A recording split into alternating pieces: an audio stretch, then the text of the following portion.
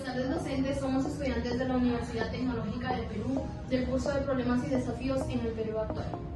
Mediante un video vamos a presentar el ensayo sobre los cambios y permanencias en el Perú entre 1930 a 1990 y su influencia en la conformación del país contemporáneo. El periodo comprendido entre 1930 y 1990 en el Perú fue testigo de transformaciones profundas, pero también de fuertes continuidades que moldearon en el país actual. En lo político, lo económico y lo social hubo olas de reformas ambiciosas, crisis severas, rupturas autoritarias y retornos democráticos, al mismo tiempo que persistieron estructuras de poder, desigualdades regionales y una base económica exportadora dependiente.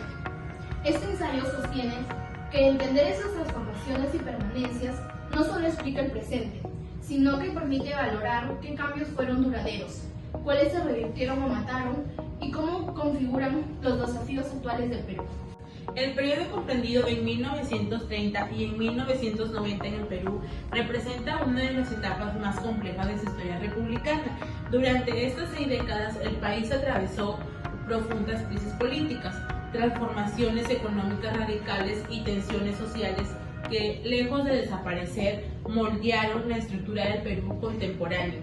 Este proceso histórico estuvo marcado con el intento de romper las viejas estructuras oligárquicas y dependencia económica, pero también por la persistencia de desigualdades, conflictos y fragilidad institucional. En pleno político, el siglo XX peruano se caracterizó por una alternancia constante entre regímenes autoritarios y periodos humanos. El plano político en el siglo XX peruano se caracterizó por una alternancia constante entre regímenes autoritarios y periodos democráticos. Tras la caída de Augusto Leguía, en 1930, quien había gobernado de manera personalista durante 11 años, el país experimentó una estabilidad casi permanente. Gobiernos como los de Sánchez Cerro y Benavides reflejaron el creciente protagonismo de los militares en la política nacional.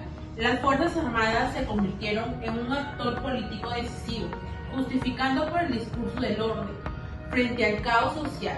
Durante el ochenio de Manuel Odría, 1948 y 1956, por ejemplo, se consolidó una forma de autoritarismo populista, mientras se reprimía la oposición política. Se impulsaban otras obras públicas y programas sociales para las clases populares urbanas, buscando legitimidad sin fortalecer la institucionalidad democrática.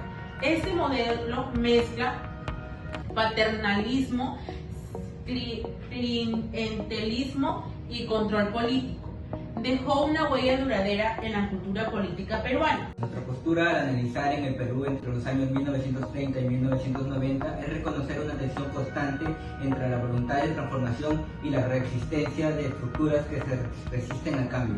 Mi postura es que, aunque en estas 6 décadas el país ensayó diversos modelos políticos y económicos, algunos reformistas, otros autoritarios, ninguno logró construir una base institucional sólida que consolidara el desarrollo y con inclusión social. En lugar de en la evolución lineal, la historia peruana de este periodo se asemeja a una sucesión de ruptura y con continuidades donde cada intención de reforma terminaba enfrentándose a las inercias del pasado.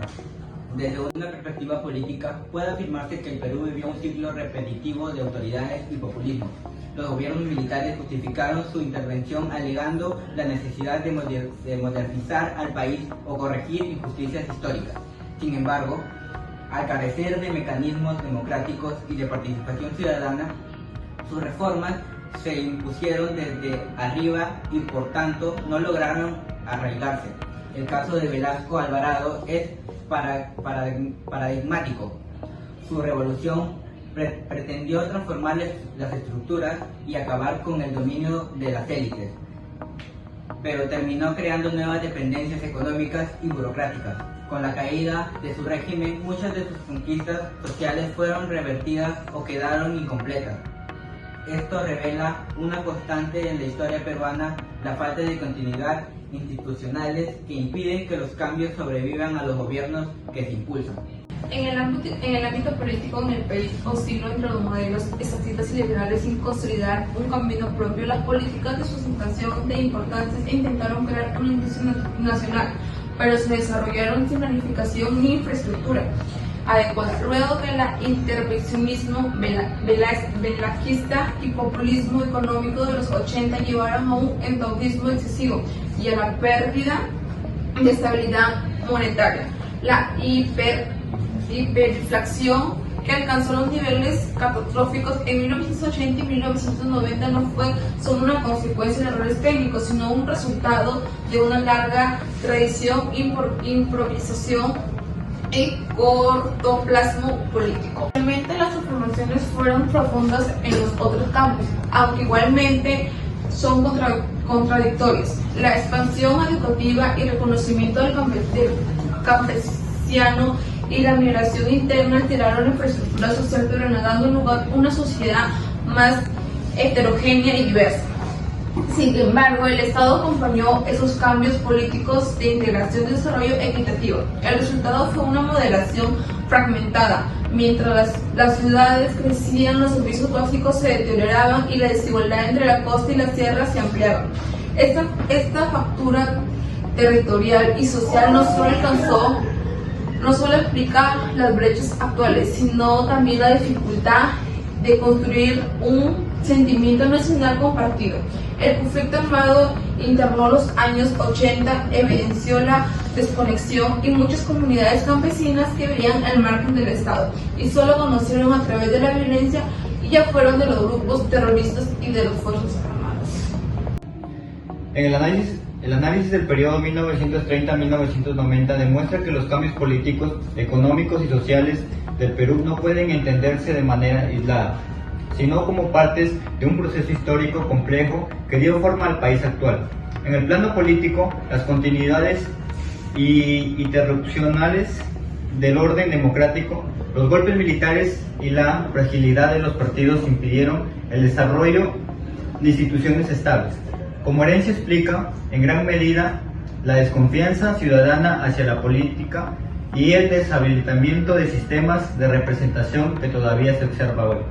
En el ámbito económico, el tránsito desde un modelo primario exportador hacia una industrialización protegida y finalmente hacia el neoliberalismo en los años 90 muestra que el país buscó distintos cambios para alcanzar el desarrollo, pero sin resolver los problemas estructurales.